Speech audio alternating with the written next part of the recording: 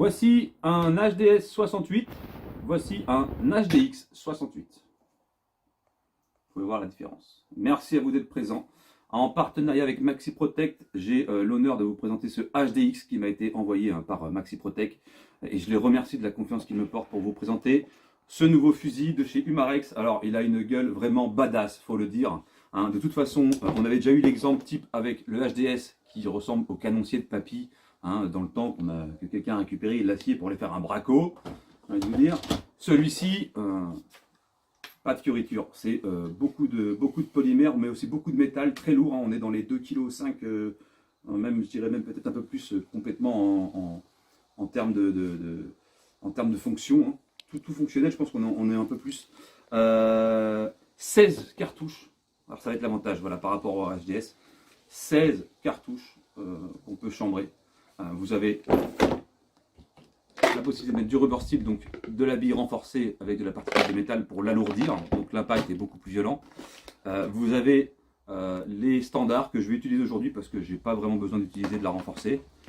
Et vous avez celle que je vous conseille vraiment de prendre avec ce genre d'arme, les billes de poivre en 68. Vous en chargez 14, comme vous pouvez en avoir 16, et vous en mettez 2 au poivre pour les 2 premières, ce qui va être vraiment dissuasif lors d'une agression.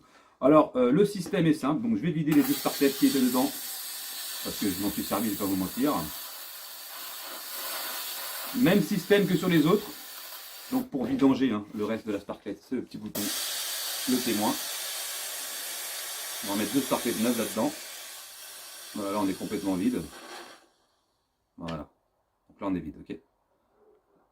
Donc, comment ça se passe? Alors, on défait la crosse. Il y a une petite bague qui est fournie avec, qui sert un petit peu comme pour la Cayenne sur le HDR, mais là ici c'est comme ça. Donc vous déverrouillez, voilà, tout simplement. Celui-ci fonctionne avec 2 sparklets, contrairement au HDS qui fonctionne avec une seule sparklet, d'accord. Donc au niveau de l'autonomie, je ne sais pas parce que j'ai pas été au bout de l'autonomie en fait, tout simplement, parce que je n'avais pas l'utilité en fait, simplement. Donc si tu veux bien descendre, ça m'arrangerait.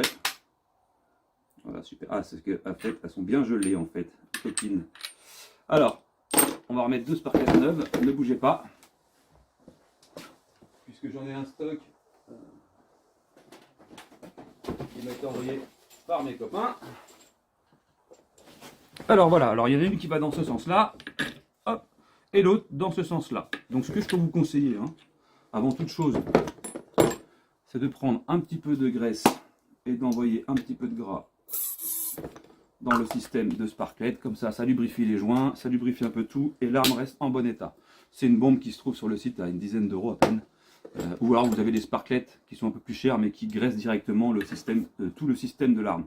Ça, c'est à faire toutes les 20-30 sparklets environ. Et je vous ferai une vidéo là-dessus. Donc on remet le petit bouchon. Alors on est toujours dans le système de percussion, c'est-à-dire que vous pouvez stocker votre arme indéfiniment avec les sparklets non percutés. Ce qui est très intéressant chez Umarex. Comme pour le HDS, comme pour le HDR, comme pour la HDP. Tous les systèmes fonctionnent comme ça chez Umarex en tout cas. Enfin, la plupart de leurs T4E fonctionnent comme ça. Donc là j'ai serré, pas trop fort non plus. Donc pareil ici, il n'y aura plus qu'à taper dessus pour enclencher la mise en service. Pour l'instant on n'est pas en service du tout. On remet la crosse, jusqu'ici tout va bien. Donc le chargement est super simple. Alors, vous avez la petite bille ici qui vous signale que c'est vide. D'accord, quand c'est orange c'est que c'est vide. On va en charger une dizaine, quinzaine, je sais pas pour la vidéo. Une, ça va assez vite quand vous avez pris la main. 2, 3, 4, 5,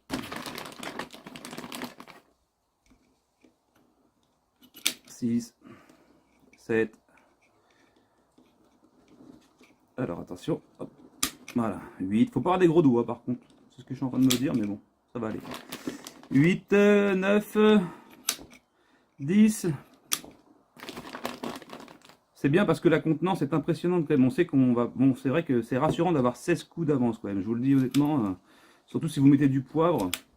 C'est vraiment intéressant. Là, je trouve vraiment l'arme intéressante par rapport aux 16 coups. Alors, il faut savoir qu'il existe en catégorie C en 40. En 40 joules, mais le problème d'une catégorie C, c'est que vous ne pouvez pas le stocker, approvisionner. Il faut que tout soit séparé. C'est la législation française. C'est comme ça. C'est pour ça que cette arme est d'autant plus intéressante. Donc là, j'ai dû en mettre 15 à peu près, je sais pas. On chambre. On est prêt à y aller. Alors, on va le percuter, simplement. Alors, encore une fois, petit témoin qui se met en route une fois que c'est percuté. Voilà. C'est simple, efficace, ça va vite. Il a une précision hors norme, d'accord. Je vais tirer sur les cibles qui sont là et on se retrouve dans 2 secondes. Alors sur la vidéo parce que je dispose d'une chaîne YouTube qui s'appelle Mick Armement où j'ai déjà fait une démonstration, ça c'est un tir ciblé à 6 mètres. D'accord. Ici également, entre 5 et 6 mètres en calibre 68 avec les organes de visée ouverts non réglés. Je n'ai pas touché au réglage. Pour cette vidéo-ci, je vais tirer sur une cible comme celle-ci. Je vais me mettre à 5-6 mètres, c'est la distance à peu près raisonnable dans un domicile. Et j'ai tiré sur une plaque d'aluminium tout à l'heure. Et ça, c'est l'impact d'une bille à 6 mètres. Donc je vous dis que ça fait mal. Quand je dis que ça fait mal, c'est que ça fait très mal. Voilà.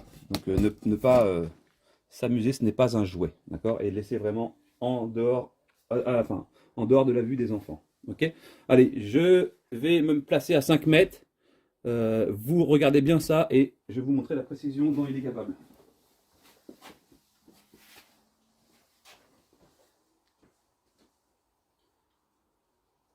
HDX 68, 6 mètres.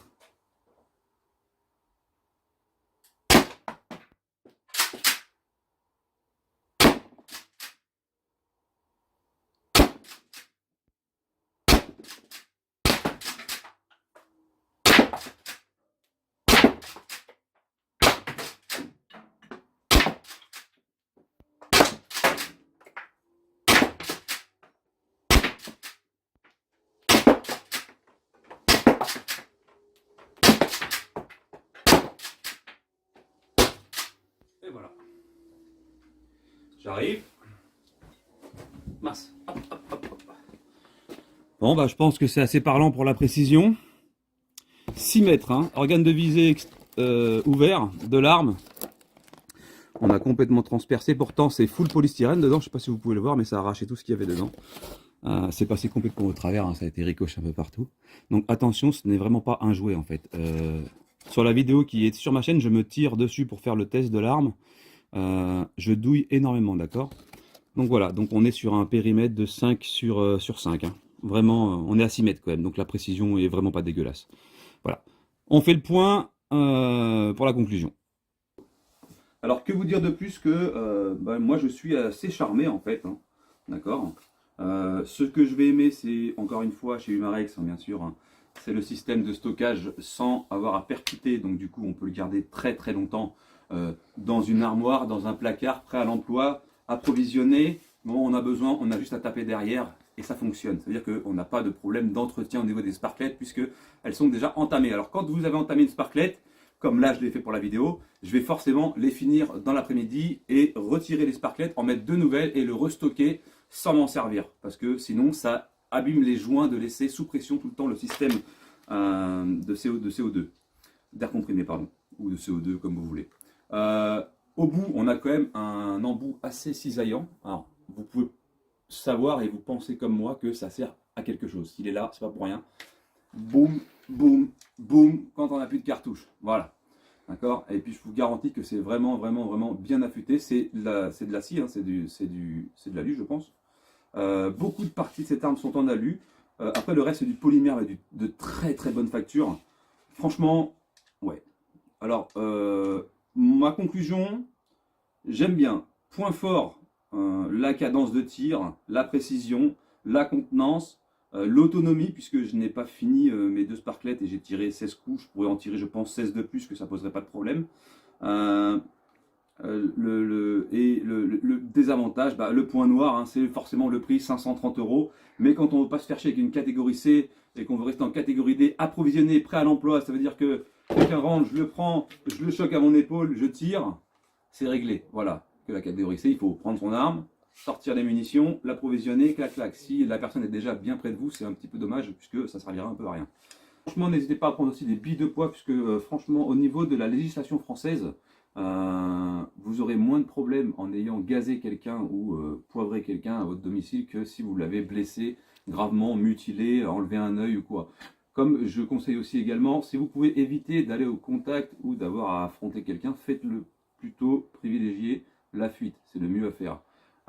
Les parties que vous pouvez tirer sont bien sûr les bras, les jambes, les cuisses, le bas-ventre, là où il n'y a pas d'organes vitaux importants. D'accord. Après, dans la panique, dans le stress, ça donnera ce que ça donnera. Ok.